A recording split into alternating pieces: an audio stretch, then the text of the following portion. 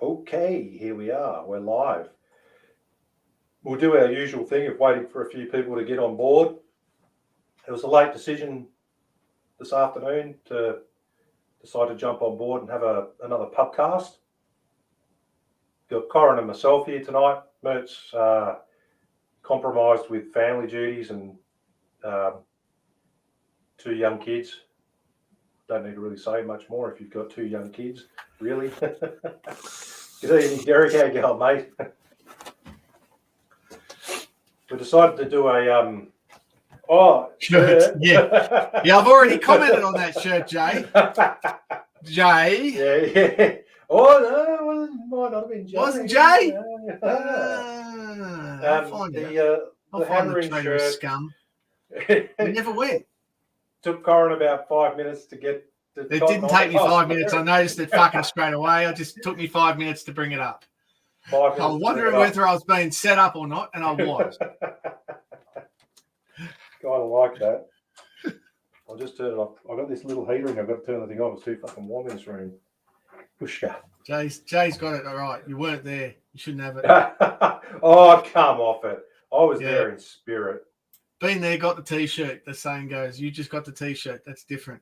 Well, it's not who you know, it's who you root. I mean, wristies and the rest of it. Hey, Keisha. How are you? Yeah, Julianne. Our regular Julianne's on here.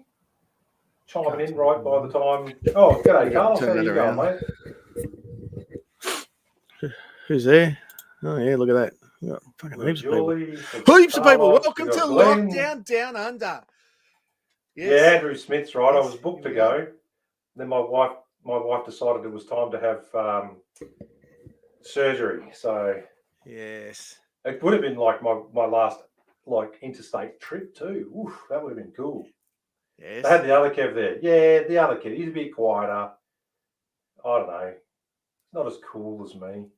Kev who? Kev. Which Kev? Kev from... Was there room for him?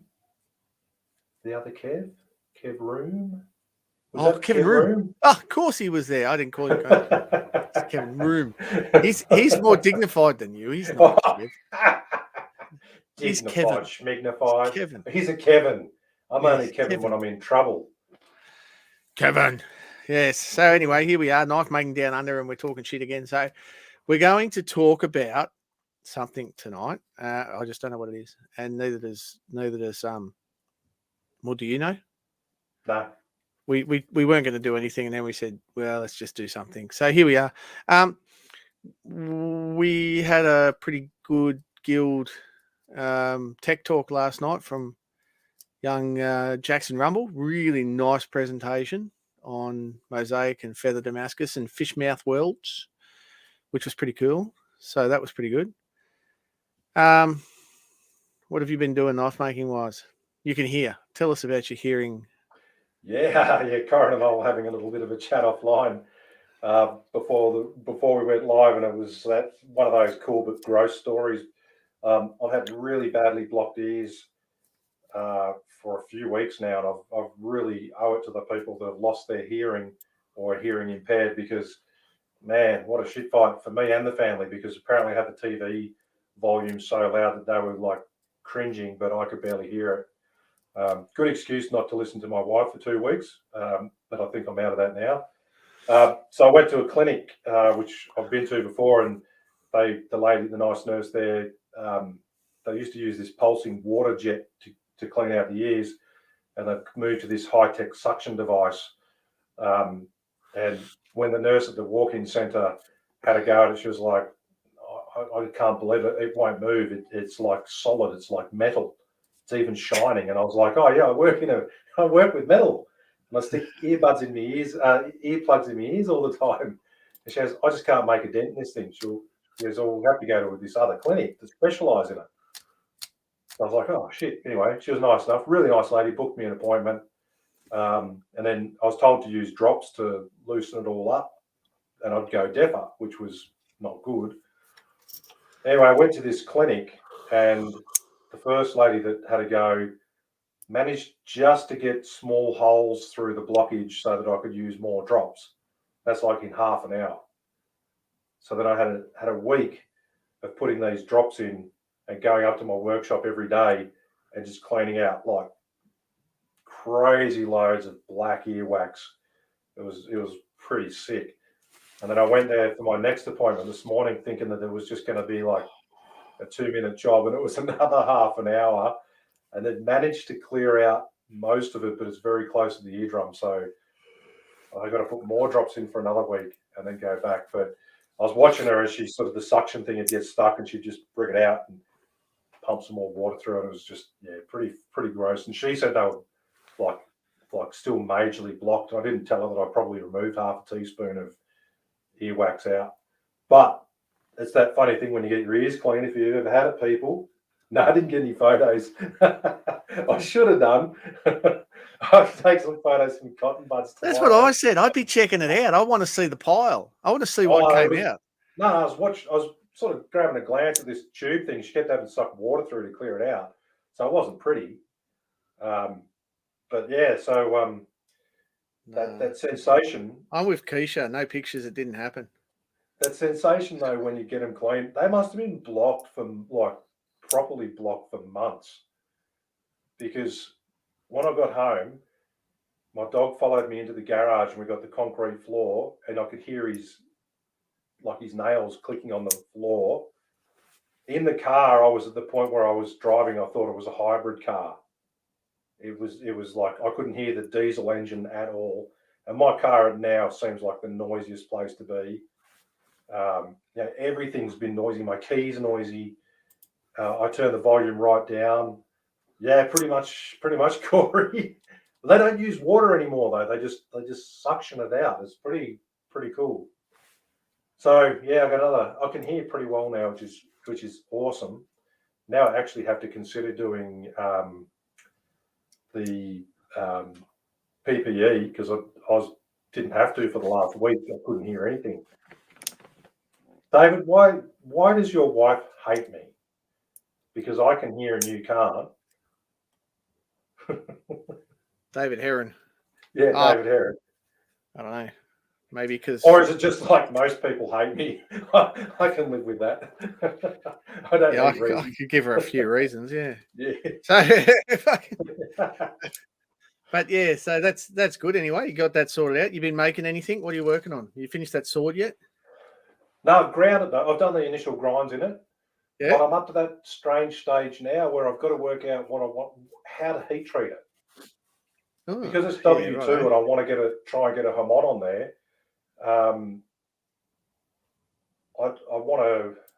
My forge isn't long enough. I've got a hole at the end of the forge,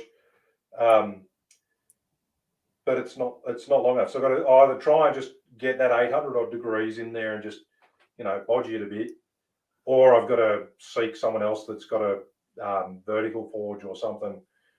From Homes? Yeah, with the lockdowns and stuff, it's just a pain in the ass. Oh yeah, can't do it. Yeah. So I'm going to tidy it up a little bit. I just did it all freehand. I managed to get reasonably nice grinds on there, reasonably even. I was pretty happy with it. So that's made a little bit of progress. And I've got a couple of orders that I'm just getting through at the moment. Some W2 stuff. So I've spent a lot of time just getting acid etching ferric Hamons and stuff up because I've been making these last lot of knives out of W2. Yeah, I should say that. And so that's where that big sword is. I'm going to be finishing off a Damascus cleaver tomorrow. That's a nice one. That's going to have a handle of Arizona desert ironwood with a bit of mammoth ivory in it. And what else? Oh, I've got a heap of stuff on the bench, but I've just been doing because I've got a bit more time because I'm not teaching the classes at the moment. I was talking to Corin off air. I'm trying not to stress out about stuff that we have no control over, i.e. being told we're locking down and cancelling courses. And everyone's good about it. So I'm just taking that time now to, go through the workshop whilst I don't have that excuse of not having time. I'm going in there and going, right, what have I been meaning to fix for ages? And one of them I just put up on my Instagram was and I think I put it on the Knife Making Down Under page, was the dust extraction stuff. Yeah. So I was working out last time I had the dust extractor bolted on underneath the belts, and it was getting a good amount of dust in there, but not a great amount of dust. It was better than it was initially. And then I was at Bunnings and getting some screws and stuff, and then just the light bulb moment flickered because I walked past the draw runners. And so I went and got some angle iron and these draw runners and a bunch of screws and stuff. And what I've done underneath the 84 Shopmate 48 is I put a piece of angle under where he's already got the holes in. I just drilled some 10mm holes and used some wing nut bolts and stuff. And then I've screwed on the draw runner mechanism and then screwed on the dust collector mechanism in that too. So I can actually pull it under the wheel and then push it away. And because it's now going straight down and not trying to suck like in on the 90 degree, it's actually all the dust is going through rather than most of the dust. So what I've got to do with that now is just make some lids. I've got some offcuts of or old pieces of G10 from those buys where we had the grey stuff. Where you got free grey Kydex. Sorry. Oh yeah, I have heaps of that. Yeah, so I've got some grey Kydex. I'm going to actually like 3 pallets of that. Yeah, I'm going to mould some lids for the stuff so it stops the sparks getting in there. But it was a ghetto job because I just wanted to get it done and test it out, and it works. It actually works better than I thought it would. So I'm pretty stoked with it. Andrew wants to know what knife I'm playing with. So why don't we just have a little competition in the comments for that's my everyday carry. I'm not going to show you too much, but that's what I carry. Normally. I know what it is. I'm not saying it. Do you? Yeah. Yeah. You've got one. Oh, you've got, I think, a different one. I've got a different one, but it's same but different. Similar. Different but same. Same but different, yeah. Yeah, so that's what I've been doing in the workshop and cleaning shit up. My workshop, right now, I shouldn't actually say it because it doesn't look clean, but it's not a leak. It's close though, Stephen. We're very close. It's not the leak. Kev's got the leak. Yeah. It's cool. I love it. Great. Yeah, keep going. I just say my workshop hasn't really looked cleaner. I've had shit sitting in the same spot for months and just put up with it because I'm in and out of there so often. It just becomes the norm. So I've moved everything around, cleaned up the space, put a few more shelves in, put a few more storage things in, actually cleaned my mill and put hydraulic fluid into the XY axis runner, so it moves a lot nicer now. That was a nice little tip from Matt McVicker too about putting the hydraulic fluid in there. There's another name for the fluid they use for keeping that stuff running nicely. He said just use hydraulic fluid. Should be right. Yeah, it's bloody fantastic actually. So Andrew's going with some metal Spidey, maybe a Delica. Sorry, no hole. No hole. No hole, no Spidey. No Spidey hole. Yeah, Stephen Eads was very, very close with a leak. Very close. Yeah. Now, with everything that's going on in the world today, one of the things that we have to talk about is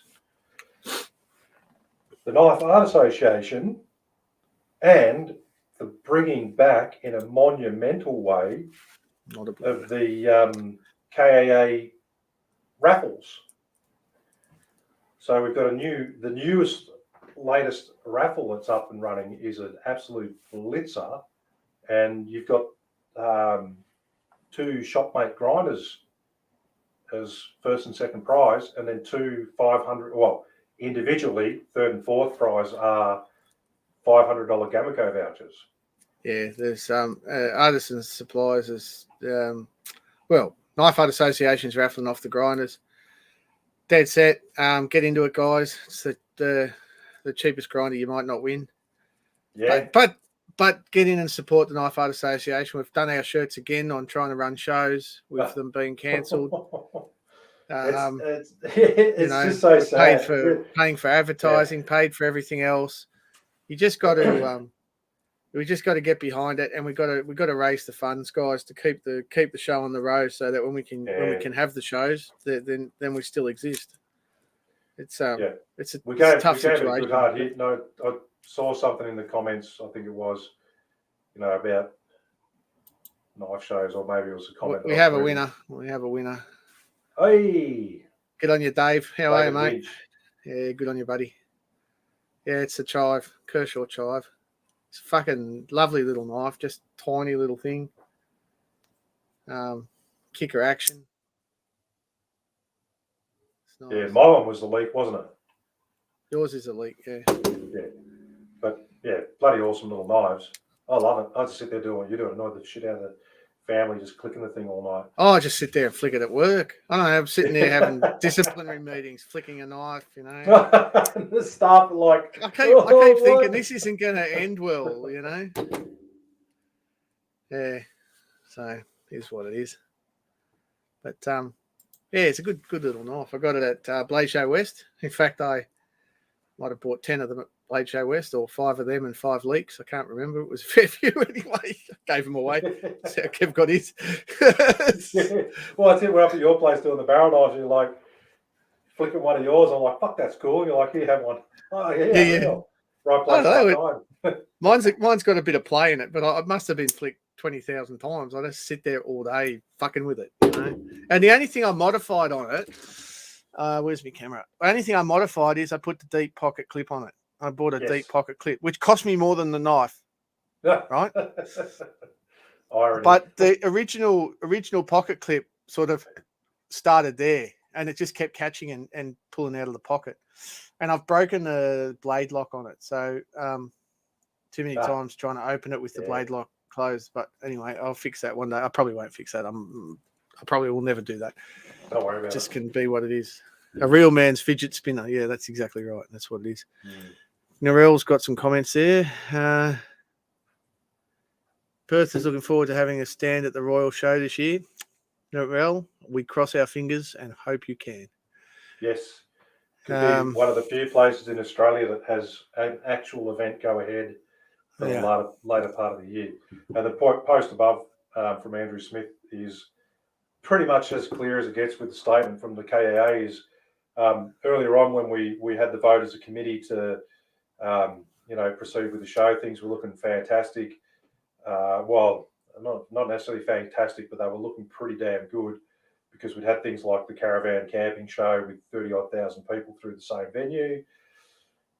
Like I said, we put our money where our mouth is, and we committed to running this show. And then, unfortunately, like I said, the August dates got canned, and we postponed it out as close to that as we could without interrupting any other things that were potentially going to be scheduled. And it's not looking so good at the moment. So we're all a little bit bummed. We're a little bit gutted. But Corin and I were talking before, these things are completely out of our control. So, we can be bummed and gutted, but we can't get too stressed about it. I think everyone's in the same boat. First show that actually goes ahead where people can travel from everywhere to it is just going to be fucking mind blowing. It'll just be like Caligula, one of his orgies in the ancient days of Rome. That's the way I look at it. But I might wear pants. We can have a dick engraving fest. Yeah. Whole set, all of it. So, are the AKG meets broadcast? Saber Striker. G'day, mate. How are you on YouTube? So I don't know who that is. But, mate, they are on the members-only group for the Australian Knife Makers Guild. So to see those, you've got to be a member. We've got some really good ones lined up in discussions with quite a few really good makers that will do that for the guild. So, we've got the next one will be Keith Flutter doing a handle build. Nice. For a complicated handle, including the lost wax casting, which he outsourced, but he can still talk to that. So it's interesting. And we'll go from there. Yeah, they're pretty good. Knife show virgins. That's a good comment there. No. Andrew's saying- I think that's Andrew's response to my comment about dick engraving. I don't understand. I think actually every Knife Art Association show poster for the Sydney show, even the billboards, should have a dick somewhere on them. I mean, it shouldn't be visible. It should be only there if you know where to look, right? Or you know that it's there to look. How funny would that be? Find the dick on the billboard. I've lost I Kev. was wondering whether you were saying no to that, or Anthony Kittle's thing of having a toga knife show. Yeah. Yeah, we know. No. Many years ago, there was a talk at one of the earlier symposiums, and it had a person talking about dressing up at their knife show table, and I think that's just canned any idea of a dress up knife show. You can always wear a nice hat. Yeah. Gentlemen wearing nice hats at knife shows. Every like that table anyway. should have a knife with a hidden dick on it. Well, that was 2017. I think that was 2018. That was the year for 18 maybe, yeah. Yeah, whatever it was. Fuck, it was funny. So the story behind that, if people don't know, is Darloo had a laser engraver set up at his table and was laser engraving stuff. And he handed over a knife to, was it Troy Hageman? He gave a knife, he had someone's knife and he gave it back to them and said that he'd engraved, like laser engraved, a really, really small dick on his pocket knife. So he was walking around asking everyone, can you see a dick on my knife? And we're all looking. And meanwhile, Dar had come up to everyone basically saying, as Dar does, having a laugh and going, I didn't engrave a dick on his knife, but it's funny having him watch. And then all of a sudden, everyone was going up to Dar with their own EDCs going, can you laser etch a dick on this? That was all Jason. Didn't it start with Jason, though? Waitman getting a dick engraved on his mate's knife? Oh, is that? Yeah. Towie started it. And I'm like, you can't do that. It's a beautiful fucking Damascus knife. Thing would have been worth like $500, $800 or something. And I'm like, you can't just engrave a dick on there. And he goes, fucking can, giving it to a mate. And I went, okay then, fair enough. You can do whatever you like. So 18 was dicks, 19 was boobs. Okay, fair enough. And just going back to this comment, Sabre Striker, Ed Sol. Ed, just reach out to me on Facebook. We'll have a chat. In the next couple of days. Just send me a message and I'll get back to it. That'll be cool. So yeah, anyway, happy days. And he started doing them he started doing it to raise money for breast and prostate cancer awareness. I think people just got them engraved because it was funny, and it really was. It was a funny show. I bought a 150 mil ruler at the show and then took it over to Dara, and he laser etched the dick in the middle of the O on the 10 centimeter mark. And I chuck it out on my desk when students are around and see if anyone picks up on it. And not many people do. I got a genuine JJ with a dick engraved on it somewhere. I found that most fitting. Ryan. G'day, Ryan. How are you? Ryan. Mate, there's a blast from the past. Yeah. Good on you, man. How are you? Ryan, a lot of guys will remember Ryan from the very early days of Artisan Supplies. He was the man most people would talk to. He'd be the Timmy of the day, or the Davey Ray, or the Cole Barrett, back in the days before Davey Ray and Cole Barrett and Timmy. Yeah. He was the original of all of those. He was the original, yeah. So happy days. And now he's gone into shit chokes. He's a plumber. So there you go. That's right. Yes. He's moving up in the world, out of the dirty depths of knife making and into the sewer. But anyway, that's okay. What else is happening? Give us some questions, guys. I got burnt this week. I picked up a red hot Firebrick. Oh, that's good. Yeah. I thought you were about to say you got burnt because you bought something non-genuine. I was running the forge and I was getting frustrated, and I moved the Firebrick with my bare hand, being the hero that I am. And then it kind of hurt it. You know when you hear it before you feel it? Yep. And I thought, That's going to hurt. And you know what? Yeah, it did. Yeah. Bit hard to see at this stage, but good little 50 grit chunk off the finger.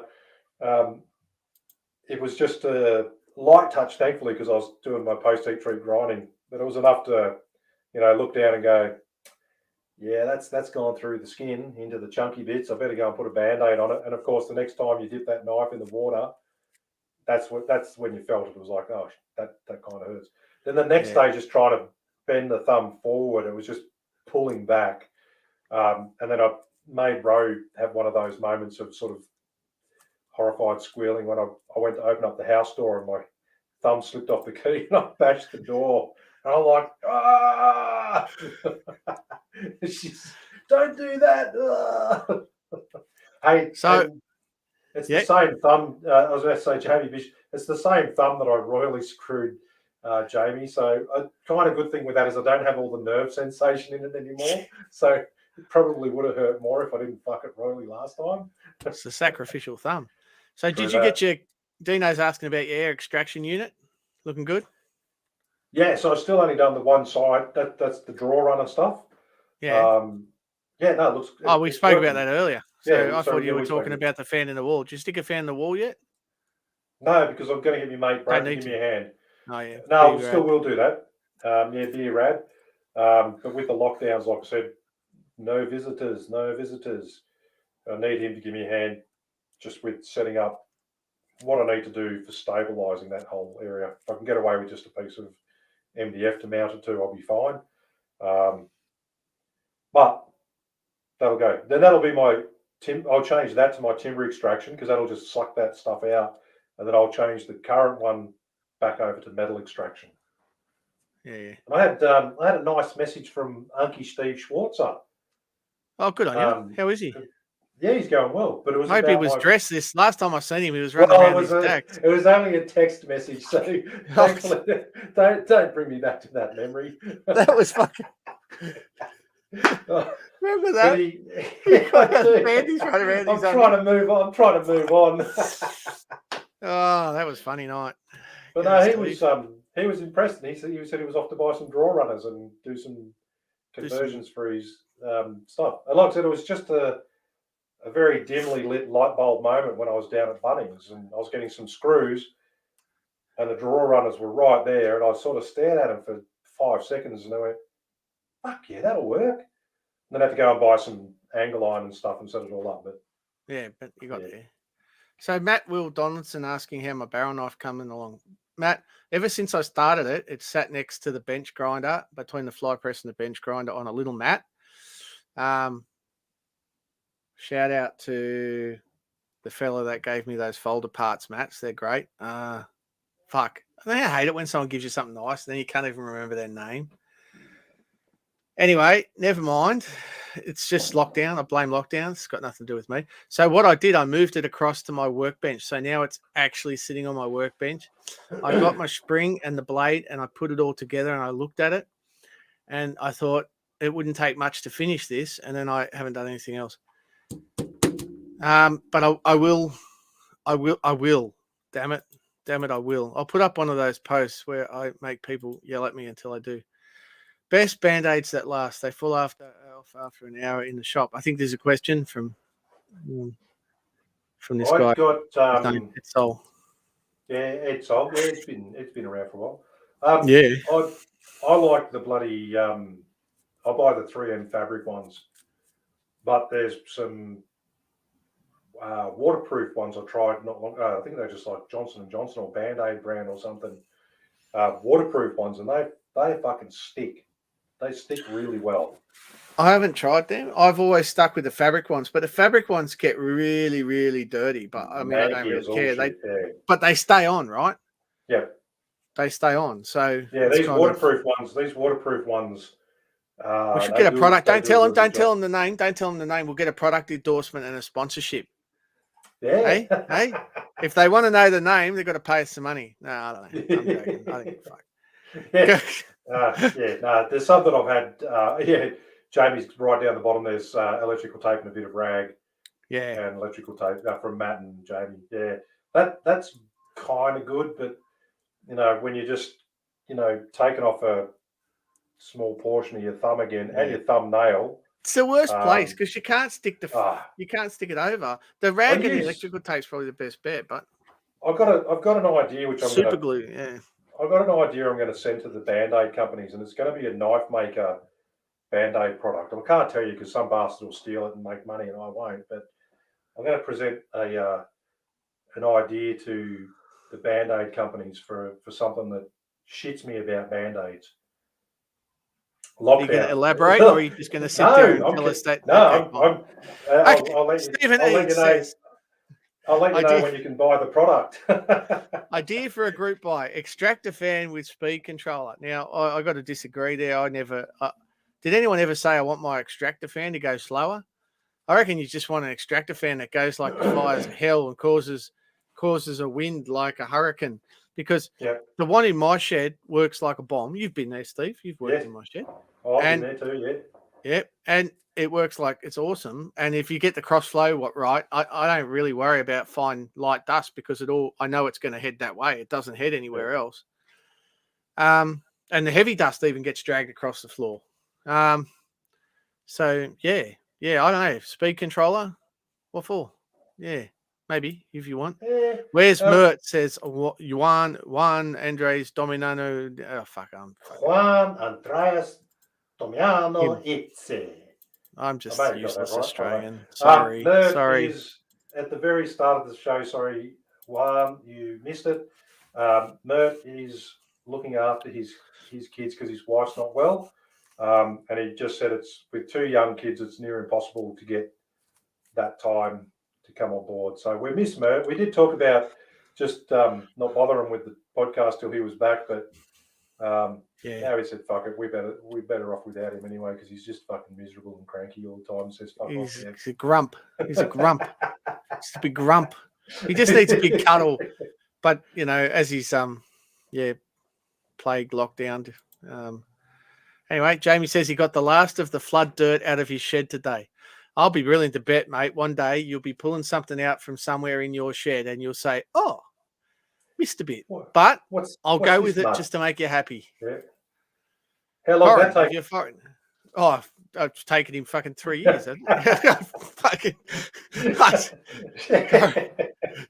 Corin, if you're firing up the forge, what are you making? Andrew, I was doing a whole bunch of experimental stuff with the PID forge control system. And we were just working on improving the flame failure system, which I actually managed to do. Although I'll be honest with you, the forge now looks like Swiss cheese. I think I've got another 12 holes in my forge that I didn't have before. But I learned so much. I learned that all my assumptions were wrong, and it was good. So I can say that I know a little bit more about it now. That's solid progress, Matthew. Yeah, it is solid progress, Matthew. Moving it across from one bench to the other, but it is what it is. 3 meters electric. I use 3. I use electrical tape. Yeah, got it. Electrical tape and a bit of rag. Yep, I use electrical tape, Elastoplast, Aqua. Is that the one you use? No, mine's just Band-Aid brand one, waterproof. But I like the I've got to say, I do like the Elastoplast brand because they have that good stick. So when I put it on normally, bleed everywhere. I don't even fucking get that. Well, I just stick it on there, like I said, when I do something like that. Most other times, if I'm doing post-heat treat grinding or disc stuff, I will tape up my fingers so it gets through the Band-Aid before it goes through my skin. And then, so I just held up before. This is the belt that I was talking about. Yeah. That's me. Yeah, it's fucking unreal. Knuts did for you. Yeah, Connie Hansen over in Sweden. Yeah. One of the conversations we had a while back was about I think me losing weight or something, and so he's done this Kev's Forge belt for me. It's fucking unreal. I love it. It's my favourite belt. Like all the other belts, just fucking now sitting on a hook somewhere, not getting used. But now my pants might fall off. I better not stand up. Mert's his spirit animal. He gets Juan. cranky and channels his Yeah. and one. Yeah, sorry, So Juan. Juan. My wife is Ah, Spanish, sorry, and we dude. always have this joke because on the Tour de France, there was a rider, and one of the commentators always called him Joaquim. And when you look at the spelling, it was Joaquim, but it was actually Joaquin. Joaquin. So I always say about, I always call it Joaquim, and my wife always corrects me. Nice. That's how I love about Juan and Jorge and all these other Yeah, little... I'm sorry. I'm just not real good at stuff like that. Jay No, Cross well, says, our podcast is shit, so how it's Jay supposed to be Cross good says, is... get the dust into the neighbour's place flat out. And I resent that remark, Jay. I blow it out the back onto the public walkway. I intend to blow it out the back onto the fence between myself and the neighbours, but he has 2 garden sheds there, so it will be okay. What could go wrong? No, well, his clothesline is at the other side of the yard, so I have taken that into account. But on a windy day, not my fault, not my problem. This one here is an easy one. Any ideas what to do with a bunch of disposable propane bottles from the blowtorch? Remove the valves filled with water and cut the tops off. I have 6, but I don't know what to do with them. It's easy. What you do, you drill a hole in them like they're like a little cup, and you hang them under the fat collector if your barbecue has one, so all the barbecue fat drains into them, and then you throw them out. That's what we used to do, because on account of we used to have heaps of old gas bottles, and our barbecues were built to do that. So or there you go. You could fill each of them with varying levels of water and use it like a big flute where you... So David says, has anyone yes, you could do that. Yes, it probably wouldn't work. It'd be shit, but I ignored you. But anyway, David Heron says, has anyone attempted a PID install on a forge? Well, yes, me. I've done several, and as has Sean McIntyre and now Alan Thrush, one of our team. And those have all been successful, and we're here to help you get yours done. So we have a group on Facebook now for the PID Forge controllers where you can come in and learn the lessons as we progress. The truth is there are only 4 or 5 out there that are running. So there are going to be teething problems. We could never test every possible forge configuration, but I can certainly help you get yours fixed up and fitted up and hopefully get it working. I do still recommend that you don't use top fired forges, but as I said, here to help. So all good. Oh, Dave says he's got his set up. I think he's saying he's got his set up. Is that what you're saying? Anyway, I hope so. Anyway, there we go. So, Stephen Eads has got his done and leak tested, but hasn't fitted it in. And I encourage both of you to go and check out the alternative flame supervision system thermocouple mounting that I put on the group today, which will in the new instructions I uploaded. So you should be able to have a look at that, which will hopefully work if you have any dramas. Owen Bell, grinder belt recommendations for someone starting out. Just ordered a 2x72, 50 grit and 120 grit, or 60 grit and 100 grit, and Klingspor Reapers or Blaze, and go for it. The Reapers are probably look. Everybody has a favorite belt. Okay, The Reapers don't leave as much residue on everything that the Blazers can do. If you're worried about that, it doesn't really matter. Do you use Blaze, Kev? Yeah, I use Blaze, but I've also got the Klings. I bought a heap of the Klingspors. I've actually been using them recently just to, go back to why I bought them. And by residue, do you mean like from the backing of the belts? Yeah. On the plating and shit, you get that gunk build up. Exactly. So I bought a couple of the carbide platings for my 2x48, and I love them. But I did notice as soon as I put those carbide platings on there, man, that skid mark stuff is just killing me. Like that's from the Blaze. From the Blaze, yeah. So I've got to clean it and then start using the Klingspor ones again. But if I'm in 2 minds. Like between the 2 manufacturers, I'm in 2 minds. Some days Blaze are my favourite, and I just can't fault them. And then other days I've just thrown on a Klingspor one and ground a shitload of blades and go, fuck yeah, this thing's amazing. There's in my opinion, and I've used a lot of the two belts. There's very little to differentiate from them, with the exception of like the dirty fucking Platons. The dirty Platon is the blades, the only downside. Yeah. They're very good belts. We also do the 3M. We also do Hermes. But honestly, they get yourself the belt kit when I hope you bought the grinder from us. Doesn't matter where you bought it. Support whoever you like. But if you did buy it from us, you would have got a belt kit which has a whole bunch of different belts in it for you to try. But really, the belts you're going to buy en masse are 50s and 120s. Yeah, and I do. My predominant ones are 50s and 100s. And if you only had them in your shed, you could make great knives. Yeah. Oh, yeah. Exactly. I do 50s and 100s, then I move on to the disc and use rhino web, which is why I go through so much rhino web. But there's thousands of other belts out there. Yeah, and I've got. I should take a photo and put it up on my page so we can talk about it one night with my belt progression stuff. So a little bit of difference with me as I do the classes. So I'm not very frugal with my belt usage because I want people's work, especially the students, they get fresh belts. Whenever there's a student here, it's fresh belts. Then I generally use their belts when they're done because I know how much life I can get out of those belts. But you still get a lot of use, and most beginners will push their belts to the extremes. You get a lot of use out of those 50s and 100s. And there was a talk on, I think it was the Knife Making Down Under page or something, about how to get that little bit of extra life out of them. And the common thing was to get one of the diamond dressing tools for your bench grinder wheels. Yeah, break it up. Break the grid up. Break the grid up a little bit on that.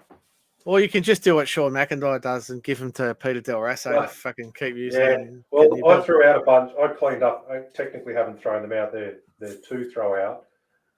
But I did look at them and go, fuck, I should actually give a handful of these to me mate, Beer Rad, for profiling, because I go through in a class, I would have, 4 belts. And general fabrication, because a really fucking flogged 50 grit ceramic belt is still an awesome fabrication belt, even if it's flogged. You chuck your grinder up on 100 hertz or whatever the new ones are, that top speed in your color range, and a flogged out 50 grit belt will you don't want to use anything else, especially when you're grinding. If you're doing forge stuff, particularly then, because your carbon layer on the outside will just wreck the shit out of them anyway. So Owen says, not from you guys, but from ARJ. That's all right. He makes a decent bit of kit. Yep, made in Australia, whatever. Ours are support Australia. Obviously different, but that's okay. Yeah. They're a reasonable copy. Can I say that? I think I can. I hear Sean's a fan of his. Yeah, Sean's a big fan of his PID controller.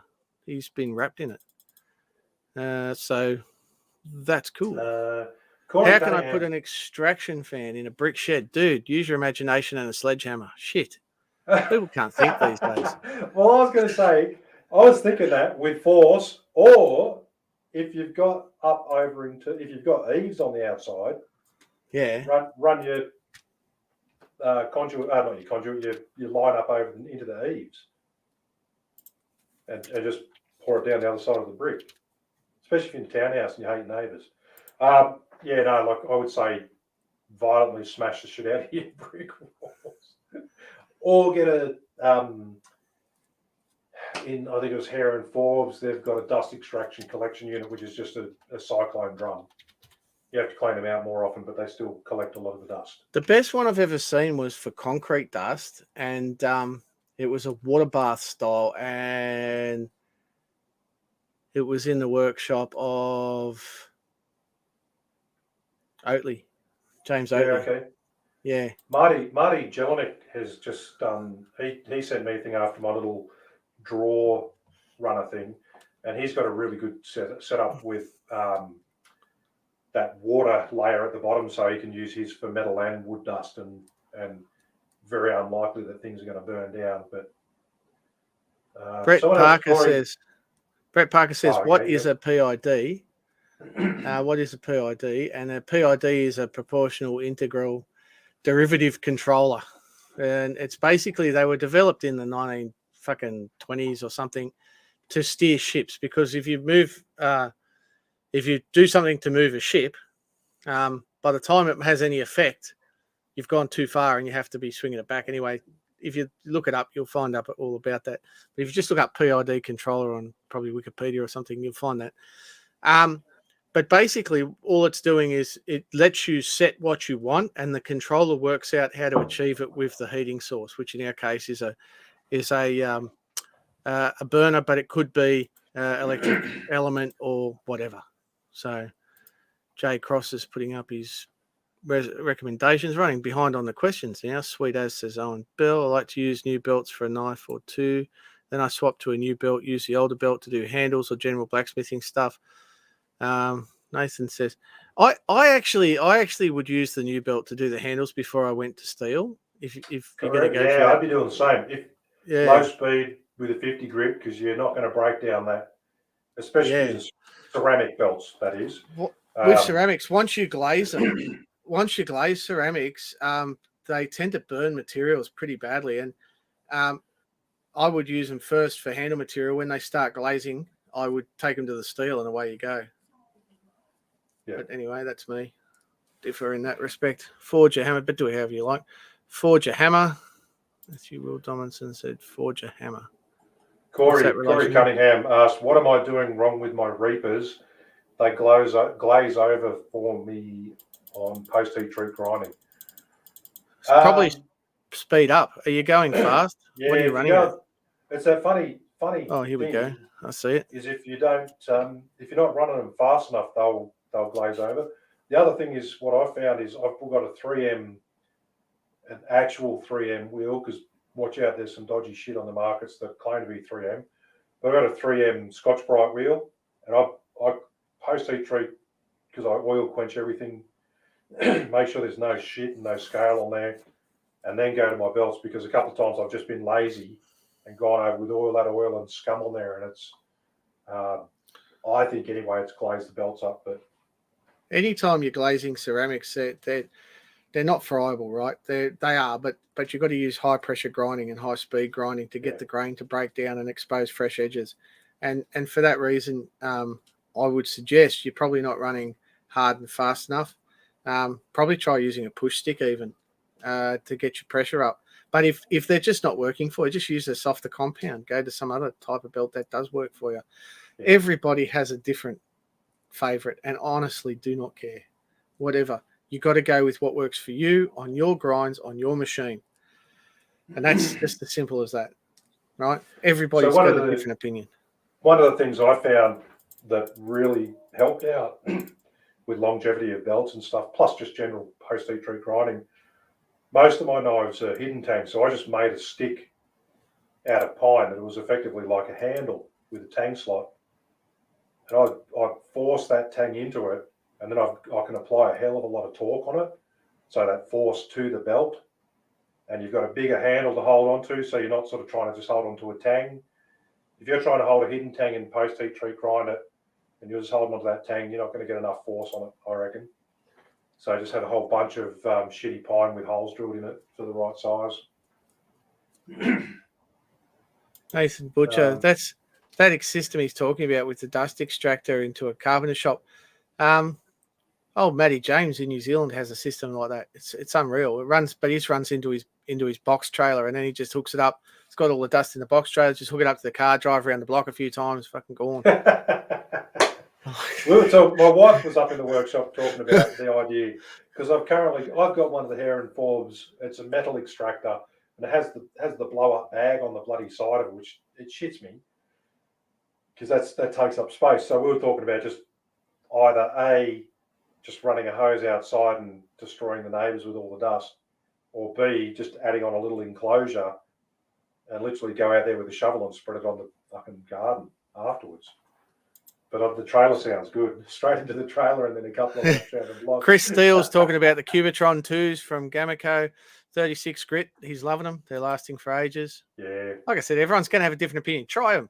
Get one of each and try them. But remember, if you buy in packs, you save money. I don't understand how that is. If you buy a pack, you will save money. You get like like 10-15% off straight up just from buying a pack. Yeah. Can you go too hard on the grinder? I've got a little divot on the platen. Thought I might have been setting it too hard on the flog belt. No, every platen always going to wear a divot. There's numerous things you can do to dress your platen, including just take it off, turn it around, put it back on. But eventually, the best way to go is to put in a carbide or glass platen. Glass And plate that's and carbide. Yeah. ceramic glass. High temp hardened glass if you're going to do it. It's not hard to do. We do carbide platens, but it's been really hard in the period we haven't been able to catch up on grind. It's been really hard to get them. So hopefully they'll be back into the product range quickly. Yeah, I just happened to be perusing the site one night, and I always look at them, and it was like available in stock. I was like, no fucking way! Bought 2 of them straight away. But I basically have had to dress my platens. Yeah, just like every couple of months they've got those massive dents in them. So normally they're mild steel. I think we're looking at D2, trialing D2 or something, or Yui was looking at D2 as a trial. They'll wear out regardless. They do. It doesn't. Carbide is, and it doesn't take much to dress them either. The problem with dressing them is you kind of need 2, because you kind of need to dress them on a platen. So that's or with a surface grinder. or with a surface grinder, but you don't need a surface grinder. But if you do have a surface grinder, that does solve the problem. But they're pretty easy to dress. So just take them off, turn them around, put them back on. There you go. Right. Speaking, when are they back in stock? I wouldn't have a clue, mate. I know that we've got heaps of stuff on order that I'm told is going to be caught up on soon. So whether carbide platens or not is the thing. I just couldn't tell you. Timmy would know. Perfect. Mold steel one. Yeah, you can get a mold steel one for $40 and just dress them. They'll last you for ages if you keep dressing them. Yeah. Is there a noticeable difference with filters instead of the cloth bag on a dust extractor? I honestly have never. My dust extractor was a Hare and Flogs basic model, and it's a piece of shit. And I gave it away to someone who thought it would be really useful. So I can't tell you. It sucked in it sucked in as much as it didn't suck enough. So I'm using shop vacs on all my machines. They work really pretty well because all my machines have small ports. So I'm happy. But I don't suck metal dust.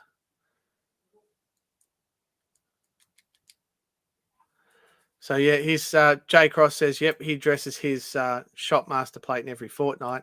The Shopmate carbide never have to look at it. Yeah, no, and that's definitely on the cards, man. I can't stress enough how hard it's been trying to catch up with getting deliveries and everything from particularly raw materials. Everything's been a problem. And everyone working remotely. Doug Glass says it's a big difference with a pleated filter. So there you go. He's someone who knows, can answer that one. I'll be back in a second anyway, guys. I've got to just duck out for a second. At least you can hear yourself piss now. Anyway, there you go. So Kev's left the building. Yeah, guys, how are we going in lockdown? Is everybody okay? Are you okay? Are you checking on your friends and making sure they're okay too? I'm doing a bit of that. It's been a long week. Spent the day in Standards Australia meeting. Yay. Woohoo. For gas installations. Has anyone ever tried an aluminium heat sink on a platen? That's a good idea. No, I have never tried it. Seen plenty of water-cooled platens. I just never tried that. Water-cooled, yes, but not aluminium heat sink. Can't see why it wouldn't work. Like anything, though, it would eventually get hot, but depends on what you're doing and whether or not it'd get in your way. I kind of like being able to reach around the back of the platen. Matthew Will Donaldson says Regional Vic. So luckily I can get down to the workshop. When it was statewide, it was rough. Yeah, it was. I could do that last Saturday. I went, I could go 10 kilometers or stay in the local government area. And I got in the kayak and did a 30K paddle within my local government area and saw a platypus, and it was awesome. But of course, now it's down to 5K and I'm not allowed to go outside the local government area, it's a bit of a problem. Is it worth setting up a mister on a grinder? A lot of people swear by misters, Corey, and I've heard that plenty of times. I've never found it necessary. I think it's just all overthinking it and getting a bit carried away when you start doing stuff like that. But by all means, if your application is deserving and requiring something like that, you go right ahead. I overthink some things, like my toaster oven has a PID control on it, because it gives me peace of mind that it's accurate and it works. But I don't worry about misting because I don't. It's just well, as David said, for starters, there's a mess problem, but there's other issues as well. And Mert runs a mister on his grinder apparently, and Mert's grinding super thin laser kitchen knives. So keeping them cool is far more critical than what I do, you know. And I'm using it. I grind at my barrel knife blades, which, you know, what are they? 80 mil, 75 mil. I grind them on a aluminium block anyway, so I mount them on an aluminium block, so I've got something to hold. And I guess that acts as a bit of a heat sink. And I grind on a 14-inch wheel, so the grit's opened up and it runs cooler. And J Cross says just use fresh belts; they run cool, and that's true too. Sharp, fresh belt will cut much better and with less heat. And Matt says, my toaster oven has had all the temps rubbed off and written back on accurately using my thermocouple on it. It was like 30 degrees out. The other issue with it is that the hysteresis, the temperature between when the temperature comes on and goes off, that gap can be quite high. With the PID, it's very low. Matt Snapes just joined us. God, we're going downhill.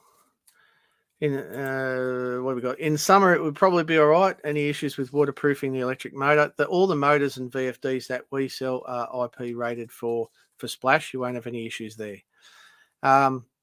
There's a whole bunch of other things that could go wrong, of course, but the motors and VFDs aren't one of them. Can't speak, of course, for other grinders. We use the highest end Tico motors and Tico VFDs that we can get for that application, and they do cost significantly more, but you know, that's the peace of mind. I don't know what you've got, so I can't comment. Sure, I thought Mert met a mister on Grinder. Oh, right, nice. You walked in at the right time. We're just talking about misters. I'm just talking about misters on grinders going solo. Yeah, righto. What's your thoughts? Look, man, they're a good idea, but by fuck, they're messy. Yeah. I think, Dave Winch has commented the same. Mister equals mess. Look, and Matthew Will Donaldson's comment relates to the toaster oven PID control, and he's saying it's 10 degrees each way on his, and that's right. If you put a PID in there, it's just bang on. It's great, and I know it's probably not legal or anything, but shit, it works well. I'm really pleased with it. Yeah. What do we got? I would be more concerned with bearings and fittings, etc., rusting than the mister. Yes, but the bearings and fittings rusting, I did mention there are other issues. Bearings and fittings are pretty cheap, and they tend to run fairly dry too, even in a wet situation. Yeah. Just because they do generate a little bit of warmth and the centrifugal forces pulling the water out. But yeah, it is a problem. We're talking about misting, of course. Not a lot of water there. The mist is normally directed with a precision mister just onto the belt, normally at the top of the platen or at the just above the top wheel. That I've seen anyway. Kev, you got much experience with it? No, not a lot, mate. Like I said, the only ones I've used were similar to what you just said. Yeah. And I just found that they were just fucking messy. Yeah. No, and I mean, but they're good for the application. Yes, they are. But I'm not going to do it. I'm not racing out to do it. It doesn't matter. I just pass and dip, creates about 80% of the mess, I guess. It's got a bigger voice. If the COVID rules don't change, I've got to build new benches. What's this one? Moving to a new house on a weekend, not really by choice. Landlord sold this one, but it's got bigger, better workshop. If the COVID rules don't change, then I've got to build new benches. Sweet. Yeah. Lemons in the lemonade, the silver lining, if you've got to move. Yeah. Which generally sucks when you get into that situation. Oh, this is fucking hilarious. Just a minute. Guys, I know Artisan Supplies support hammerings, and that's awesome. I've seen through Facebook there's been a few around Australia. I've been around this beautiful knife community for a bit more than a year only, and I never heard about a hammering in Canberra. Dude, Wuhan. Let me say something to you, man. Let me say something to you. No, fuck, you've got me off now. No, just fucking settle down, Kev. No, you can't put this cunt back in the barrel, cabbage back in the barrel. No, you're not leaving this alone. I'm muting my microphone. All right. So this is how it is. There's a guy by the name of Tony Earwaker, right? And he's up in Townsville. And he said, when are you going to run? He's fucking put a smiley face there. The cunt's probably having me on. Does he know how I feel about this? Is he having me on? You're out. So this is how it is. Tony says, when are you going to run a hammer in Townsville? I said, the Knife Art Association or the Knife Makers Guild, depending on which one you want to run to, because you're a member of both, will sponsor your hammer in, help you out with anything that you need, and make it so it's a not-for-profit thing, so you can get sponsorships, and you can run your own hammer in Townsville. He had 30 people turn up on the day. He had a waiting list of 15, and he cut it at 15 because there was no point keeping a longer waiting list. So there is a hammer in every year in Canberra, and well, it's not always going to be in Canberra, but it has been in Canberra for the last few years, and it's called the Australian Blade Symposium. It's normally held in March, but it's just totally screwed through COVID. It's awesome. It's the best event for knife makers in Australia. It's awesome. So anyway, the point though is, if you want to have a hammer in, hold a fucking hammer in. It's not my role or anyone else's, but if you are holding a hammer in and it's not for profit, Gamaco will support your event. Artisan Supplies will support your event, sponsor as required, as will a lot of other companies. We're not the only ones.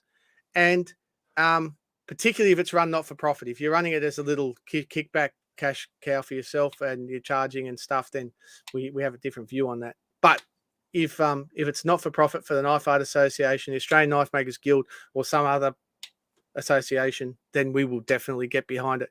And I typically will pay for the shirts. Kev, show them the back of your shirt. Where is our logo there somewhere? Oh, it's on here somewhere. And then I'm going to answer Juan's thing. Can you see that? We're down the bottom there in the middle. There we are. Yeah. So that's our sponsorship for that. Now that you've had your fucking blastathon.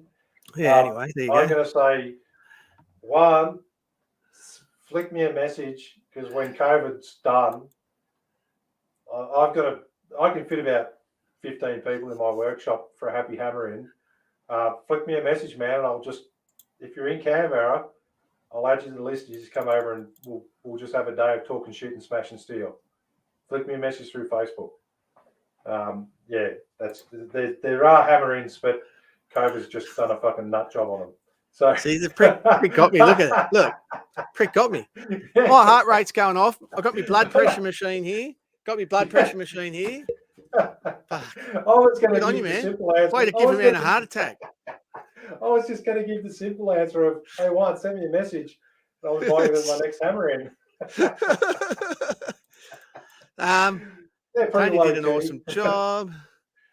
So Corey says, should he wait for COVID to be able to submit 3 knives to the guild? Nah, dude. Life's got to go on. Submit your knives. Put them in a post pack. You got to post them.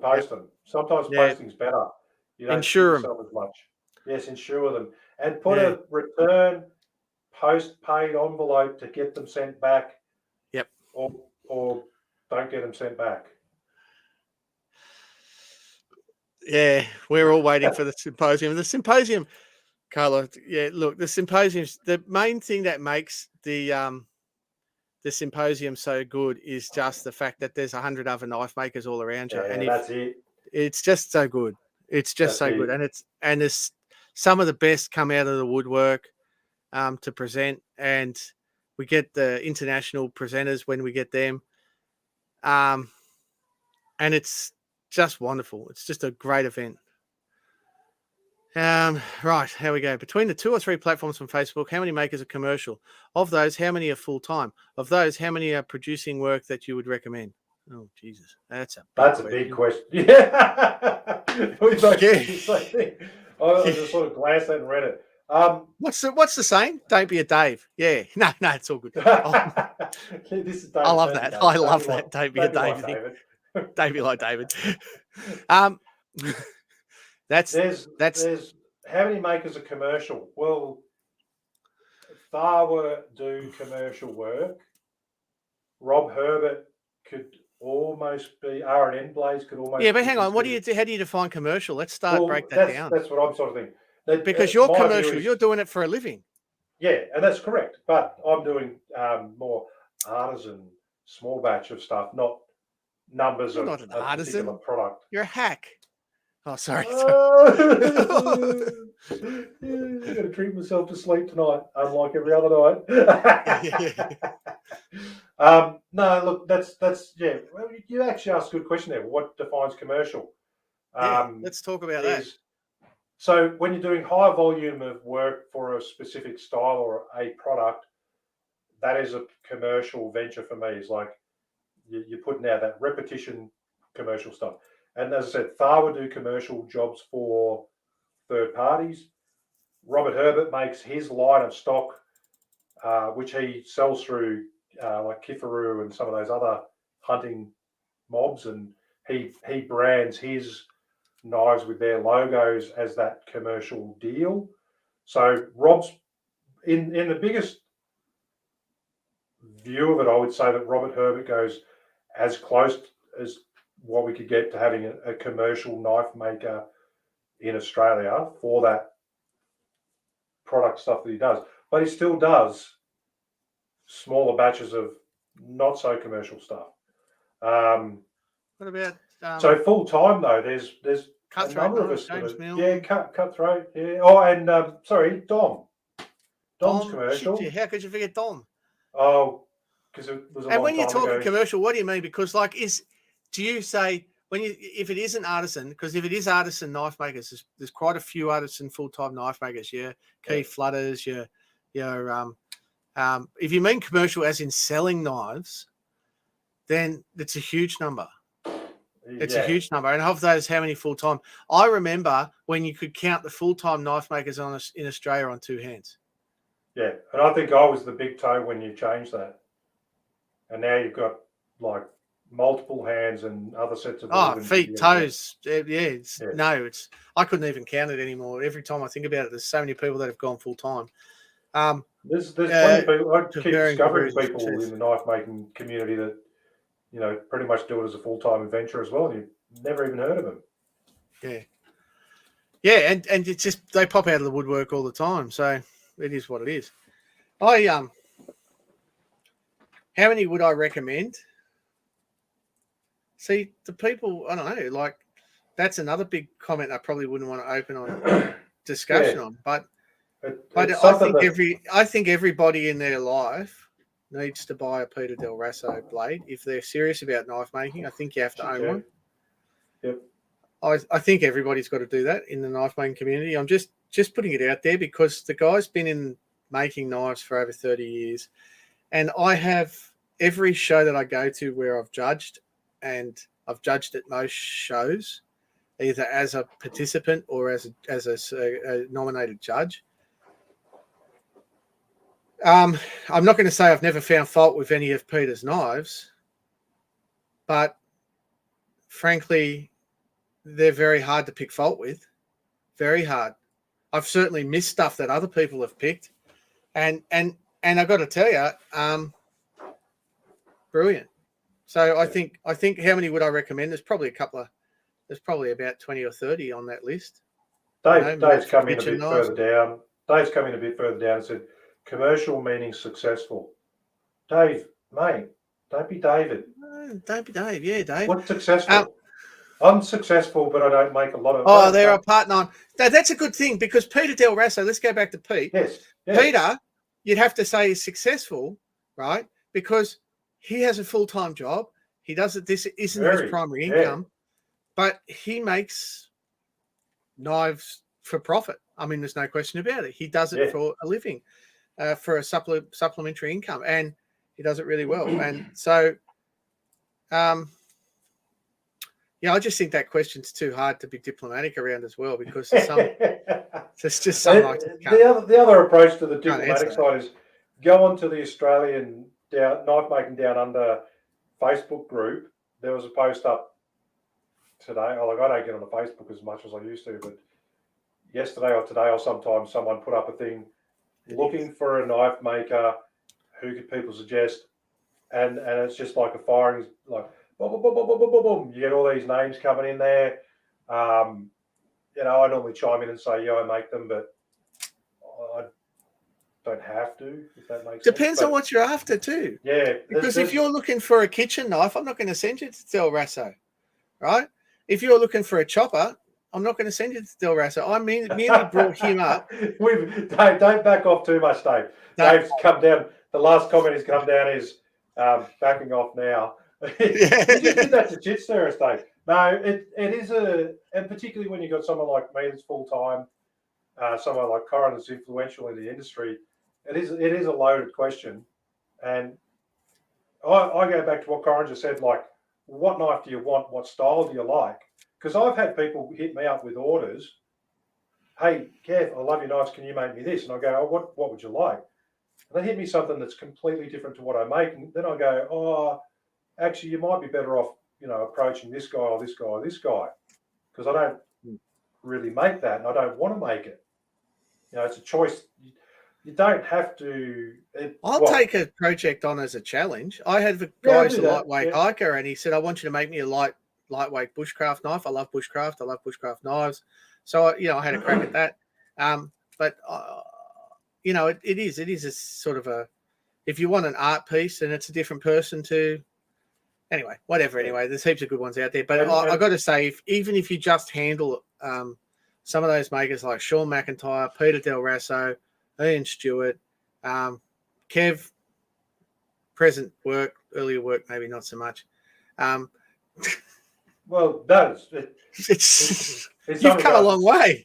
And so, I have. Fuck yeah. But I've had other people that have bought my earlier work and love it, and they don't like the fact that I've transitioned to more, And it's horses for courses. Yeah. It's horses for courses. But I'm talking not style and design. I'm talking fit and finish. Yeah. Right? Because exactly. as knife makers, and knife makers are the ones listening to this, you should be picking up your colleagues, and I'm not going to call them opposition because no one's really opposition in this industry. You should be picking up each other's knives and looking at them and giving each other feedback and giving and receiving feedback. And it's a skill, right? Receiving feedback is a skill. It's something that I find very difficult. But you got to bite your tongue and listen.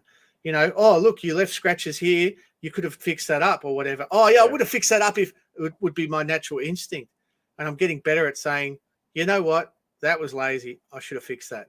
I know how to do it. Or I know, but I tried to get that off and I couldn't get them. And guys like Doug Timms, Peter Rasso, all those guys, they're going to show you what to do. If you're there receiving feedback genuinely, they're going to say, have you ever tried this? It'll take it straight out. And that's what makes them great knife makers. It's not that they're super talented and skilled. It's that they've got more tricks in their bag than you have ever imagined. Yeah, and you got to take, like even what I was saying with Peter, he's been a guild member for more than 30 years. And that's where people, they might see him go, oh, far out. He's worked hard over that 30 years to just keep that level of detail up. And it's pretty amazing stuff. But yeah, so yeah, and Dave's come back saying, what knife to what maker? It really is a difficult question to answer. And as Corin just said, I think one of the biggest letdowns that we've had as people in this industry is knife shows. Because you'll see something online, you may see something online, think it's fantastic, get it and go, oh, it's not really what I was thinking it would like, or it's not as comfortable as I thought it would be. If you go to a knife show, particularly somewhere like Sydney Knife Show where you have 100 tables and you do your 2 or 3 laps around, and you pick up the knives and you talk to the people, and you might find small variances in people's work and small variances in the people themselves, in how they communicate and how you get along with those people, and that can define where you buy your knife from. And the other thing is, like, I used to be known predominantly for, and probably still am, for my hunters, but I've been working my ass off on my kitchen knives, and I think my kitchen knives are fucking getting close to being up there with the best of them, really. I'm pushing my own boundaries on this stuff, but I'm not known as a kitchen knife seller, so I've got to break into that ground as well.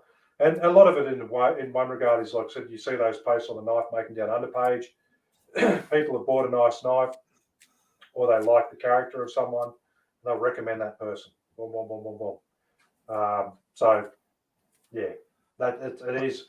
Dave, thank you, though, because it kind of is a loaded question, but it's something that's good to have to talk about. It's a good topic for discussion. And like Jake, people are saying Jay Cross, and I've seen Jay's work, it's great.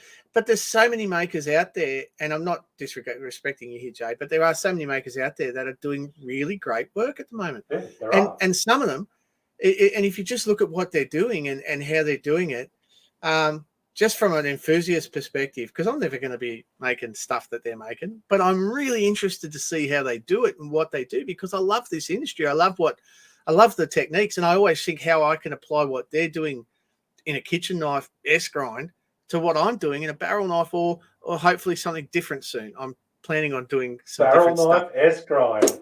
Yeah, no, it's not going to happen. No, I'm going to go and do some work with Matty James, and I've got a bit of a fucking, as soon as this COVID shit's over, I've got a plan, because after seeing Matt James work, I've got a new thing I want to go down, another path. So I'm pretty stoked about that. It's kind of why I haven't worked on that barrel knife. I should finish it though. So we've got, how do you describe a bushcraft knife? What features? I always like to say there's 2 parts to a bushcraft knife that's important. The first is the tip, and the second bit is the bit just there in front of the handle. And every bit in between is kind of a bit of a waste. You don't need that much.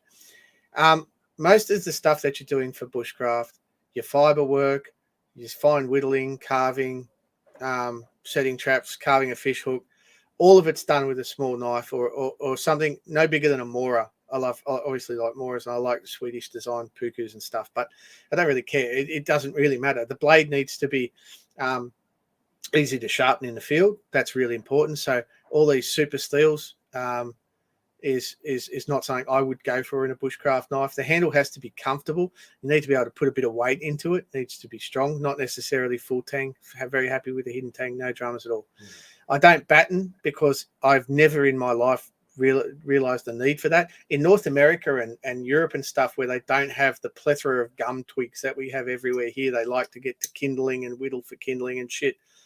All power to them.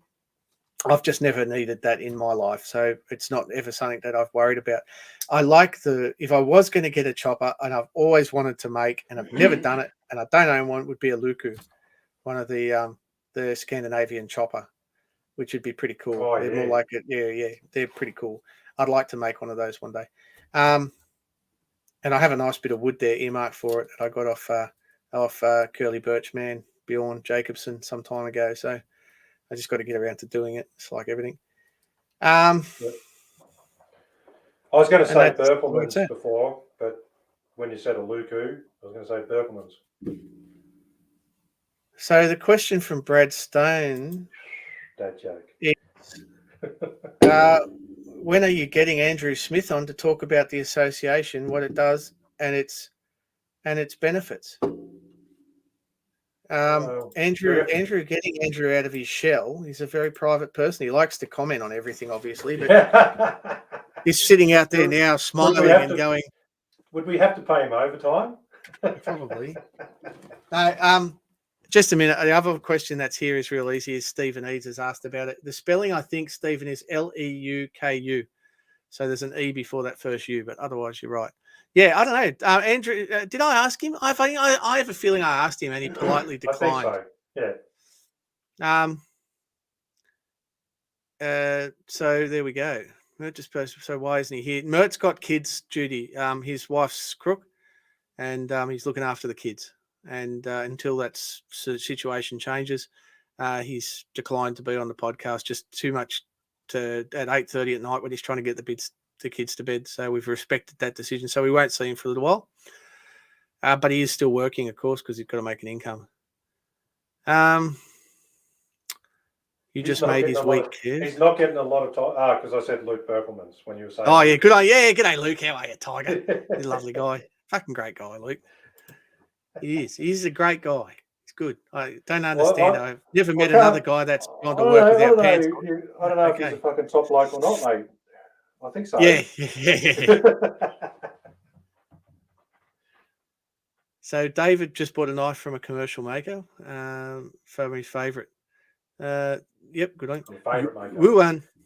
So yes, David, when you say Wuhan, that, yes, if you buy a Dave, just in response to Dave, because a bit further up he said he wasn't meaning to be decisive, and that's fair enough. Like, so that's fine. We understood that. It's just difficult for us to not become decisive ourselves. But he's saying he's bought a knife from a favourite maker, a significant investment, but it gave him some clarity between commercial knives and his knives. I've got you've seen my collection. I've probably got 40, 50 knives from my favourite makers, and just gifts and stuff as well. So, but it's just something I really enjoy about the industry. So Wuhan, Andreas says, how important is balance? I shouldn't make fun of your name because it fucking drives me nuts when people do that. Sorry. No, but he baited us with that earlier. He did. About the pronunciation. You did have that coming. Sorry, he baited us after we picked on him.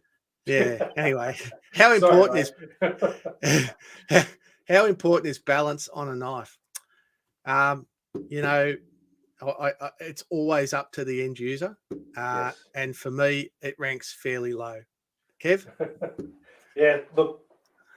So balance is like, everyone has. It's the same thing. Everyone will have a different definition of balance. What is good balance? Oh, where it should balance, just in front of this. Yeah, you see, with the balancing on the finger and stuff. I pinch grip, so that balance point doesn't I don't give a shit about that, provided I've got the geometry and the sharpness and the edge lasting capabilities to cut my food nicely. That's all I care about. The handle, for most regards, is a pretty looking thing that doesn't get much work. But the handle, having said that, making a full tang knife with a small blade, right? Oh, yeah. It's going to be shit. You don't want too much handle heavy. It's just not going to feel right. And, lightening the handle by using a technique like just drilling holes, or better still, tapering, is going to give you a much nicer feeling knife. But when it comes to the bigger knives and stuff, I don't care. Everyone's got a different opinion. He just called us fuckers. I know. Look at that. Jesus. See, some people. I'm surprised you didn't see me smiling, because as soon as I read that, I got a big grin on my face. I think one, we're going to get along reasonably well. So David Heron says in A Chef's Knife, it's critical. Everyone has their own opinions on this. And it depends on how you're wielding it and how long you're holding it for and what the application is. And again, you know what? If it's important to the end user, it's important to the end user. To me, I'm just commenting on myself, right? To me, it's not. This is, again, where knife shows, being there for that user to come up to your table and pick up your knife and say, oh, it feels too heavy. And you go, cool, I make heavy knives. You want to go and talk to, and I just use the names like Mert or Toby or one of those guys, because they make very light knives. And that's where it goes. But you get that opportunity to shop around. Knife shows are fantastic because you get to shop around and you get to feel it. That's one of the really hard things about, selling online, is how to describe your product. You can put weights down, which we always do, like weights and measurements, but you don't get it until you actually get it and you have a feel of it. And my heavier knives I normally term as workhorse knives, because then they've got a bit more guts about them. They're not a distal taper down to point screw all of a fucking millimeter or thousandths of inches. They're a solid knife with great geometry that's going to feel good in your hand to cut. Yeah. But the lighter ones, sometimes, I remember one Canberra knife show we had, I really worked my ass off on getting the weight down in my kitchen knives, and I had people coming to my table going, well, where are your heavier knives? They're the ones we liked. You fucking can't win sometimes. No, it is what it is, man. You bring out oranges, everyone wants apples, and that's another Del Rasso thing. Bring a range. He always says, bring a range to it. That's it. Fruit salad. Yeah, I've been on a few times over the years, says Andrew Smith, but basically, yes, he is a reclusive forest dweller living somewhere in southern Tassie. Good on you, Andrew. Runs with wolves, apparently. Mark Bear Chesters. Knife making noob here. Had my first crack at making a knife last year. It was a life-changing experience. I'm early days in setting up myself up to start forging, but I'd love to hear about how you got started. Oh, well, you can, if you're willing to brave some of the worst audio in podcast history, you can go back and listen to the early episodes. But to cut it pretty short, Kev, do you want to give a brief rundown of how you got started? I used to tinker and mod with turbo cars, and then I wanted to do something different. So I did a knife making class, weekend course, just fell in love with it, and that was it. And then it was just, man, new world for me. Like I cannot say that knife making has been a bad thing at all, other than it's sapped a lot of my money out, made me reinvest in things. But in terms of opening up an awesome community of people and events and trips overseas, and quality of life, the balance, everything else, and making something that's cool. And even if you're a hobbyist, as David said before, hobbyist part-timers making money, it's probably one of the few hobbies that you can actually get a return on your investment when you do stuff. But yeah, I did a course, man. I did a course. I just thoroughly enjoyed the whole experience. Just went with the flow, and now I do my own thing, running courses. So full circle. Now I'm the teacher. There you go. So we've got this. Yeah. So how did I start? Yeah. Well, really, I have just been fascinated by knives ever since I was told not to touch them. I got my first knife on my 6th birthday. It was a little Swiss Army knife. I had my first stitches on my 6 1/8 birthday. I've just loved it ever since. I started making knives in 2000 and I'm going to say 2002 it was, and that was putting handles on blanks. So not knife making, but putting handles on blanks, and that was the option I had available to me. And I did that for years until about 2000 and I don't know, I suppose 7, 8 could have been when I started tinkering with forging. My son and I went and did a blacksmith course with TAFE as a bit of father and son time, which was really great. And then went into blades and started making my own blades. Really, I don't know, I'm going to say 2010 and 11, I suppose. I was doing it more or less, getting better at it. And then after that, it was game on. I started importing materials in 2012, 13. So in Gamaco Artisan Supplies, my day job, I was a gas engineer in the gas industry. I still am officially. But my love's still knives. So that's kind of how it all sort of started for me in a nutshell. We did have these interview episodes, and if you go back and listen to them, you'll be able to get a bit more info. But remember, they've got appalling audio, and they're very, very, very, very. We never did this very well. We've never done this very well. If you listen to those podcasts, these are better though. These are better. The latest ones are better. Did you see Jay Cross's comment? I had to put my knife down. He was unhappy. I did read that. I actually found knife making cheaper tuning than tuning up turbo cars, and that's probably fair enough. For people who are into, a lot of people come out of motorbikes into knives. Actually, yeah, I have to say, Chris, the return on the investment is definitely better in knife making. you buy a $5,000 piece of equipment, it doesn't lose value very much, and you can make money from it. You get your engine redone for $5,000, you sell that car for $2,000, and you just go, oh well, fuck it, next project. I lost a lot of money, but had a lot of fun modifying turbo Subarus. It was good. I'm now a VW Passat old man driver, turbo diesel, slow man. Hi guys, first time viewer here. Just wanted to ask you, what's your favourite handle materials? Oh, that's an easy one, mate. Pretty much anything that's sold by Peter Cheel or Mark Sinclair over in WA. Yeah. Anything Australian hardwoods, Tassie timbers, Australian woods, mate. Yeah. Greenwood mallee, that green, what they call greenstone mallee. Greenstone mallee. Bull Oak Burl, if you can get your hands on that. The old Budgaroo, I don't know how you say it, but it's something like that. Yeah. Ringidgee is my favourite by all far. Like, without a doubt, that if I had to have one handle to work with, it'd be fine. Yep. And the amount of patination and the differences in Ringidgee, it's easy to. I'm not going to say it's easy to work. It has challenges. It is. It's nice to work though. It's consistent. It doesn't move as much as Burl. That's nice. What are you reading? Jay's. Kev loves hybrid scales best. I thought you were reading somebody said something about his wife loves you again. She's no. out there with me. No, the other one I read, actually, go up a bit, Corey Cunningham, just down from that, a couple down.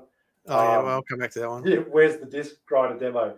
I got to tell you, Corey, every time I use my disc and I'm through about 15 sheets of paper and 10 knives, I sit there and I go, fuck, that's right. I need to do a fucking film a demo of how I use this disc.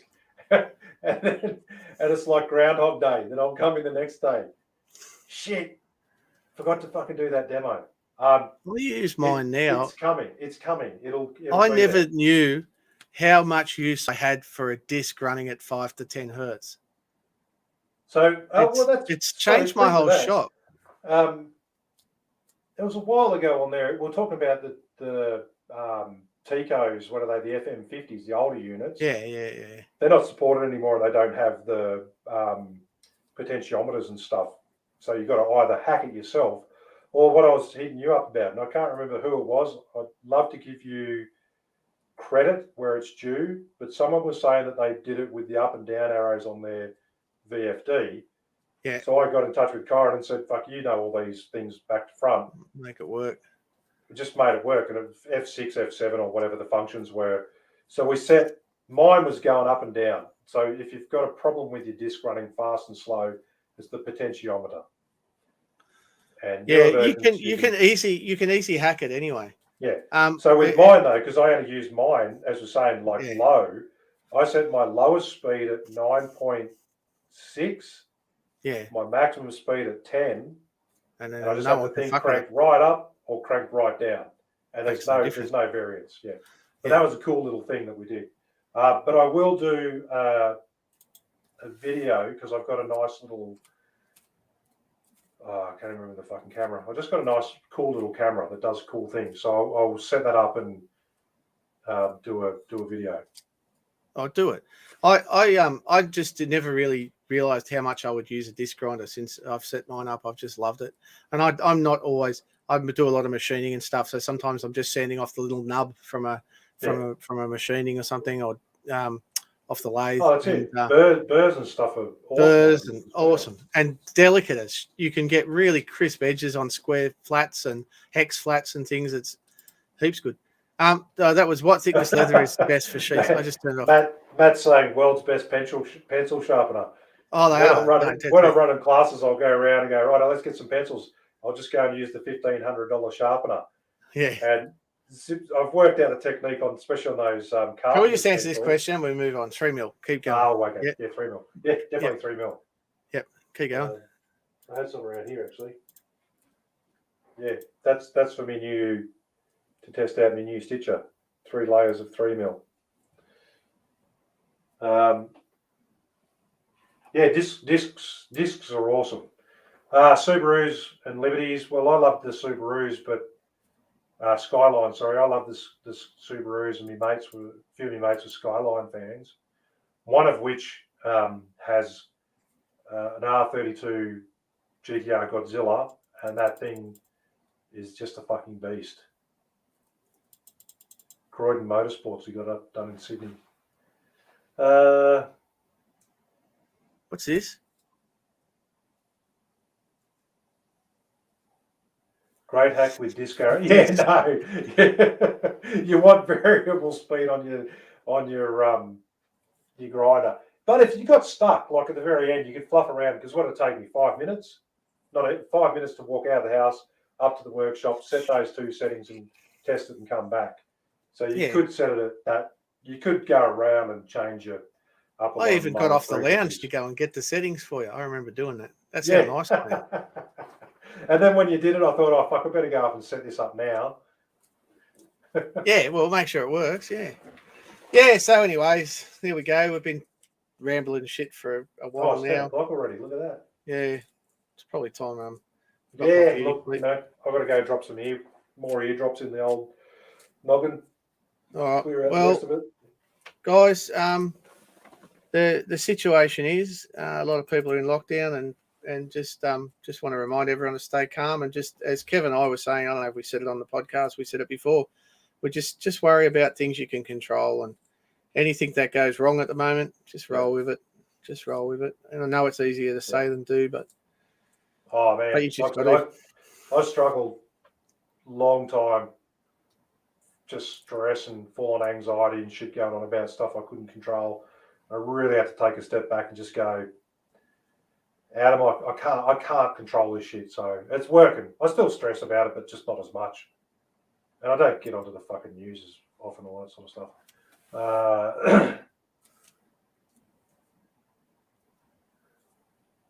Yeah, I'd be using fucking hell, Ryan. I don't know if you're being serious or not, but I'd be using an Oxy, mate. Get a fucking Oxy. Do it with an Oxy. Yeah. I'm not even going to give that the time. I looked at the thing first. He's hanging around Chad Smith too much. That's the problem. Yeah, that's the SG2 influence. Yeah, I've got a big sheet of that here to work on too. Give him my regards if you speak to him, Ryan, by the way. Yes. Haven't seen him for ages. Yeah. Oh, Daddy Chad's. Chatty Daddy. I like Chad. Right, everyone. Yeah, take it easy. Yep. Don't be sad. Yeah, Dave's got it down there. So, hey, the other thing is, particularly in this, when you've got lockdowns and shit going on, give someone a call. Give one of your mates a call. Yeah, do it. I've had a few good conversations. I've run Kev at least. I've run Kev at least 3 times. He's never taken my call. I was walking the dog and deaf. I couldn't get the call. I'm walking my dog. Fuck off. But I had a good conversation with McSticker. No doubt. Not I talked to Carlos a bit. Not me. Anthony Kittle, I haven't spoken to him in person for a little while, but just ring, And, just have a bit of a reach. Give your mate a ring and have a good chat. Nice. I had a good chat with Matty Snape the other night. He reached out to me. How could you have a good chat with Matt Snape? Yeah, I know. He's all right. No, I think of your mates and give him a buzz and have a chat with him and make sure everyone's going all right. Yeah. All right, guys. Take care. Right, everyone. Bye. See you all next time. Thanks for joining in.